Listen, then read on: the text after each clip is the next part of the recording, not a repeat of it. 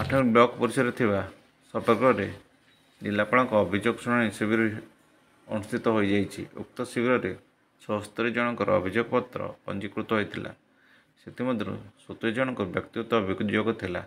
आवेदनकारी मध्य 8 जनकर अभियोग को तुरंत समाधान कराइथिला। 2 जन को रेडक्रॉस तरफ 10,000 टंका नगद टंका प्रदान कराइछि। उक्त शिविर में अनुगुल जिलापाल अब्दुल मोहम्मद अख्तर और आठमल्लिक उपजिलापाल डॉक्टर दिलीप बेहरा, तहसीलदार प्रसन्न टेटे, डॉक्टर प्रभु पीयूष महापात्र और सूचना लोकसंपर्क अधिकारी विभूति भूषण मल्लिक, निर्वाही अधिकारी अविनाश महांती, एसडीपीओ बालकृष्ण कंवर समेत बहु अधिकारी योगदान करते। वीडियो सौभाग्य बेहरा जनशुणाणी शिविर को परिचालन करते।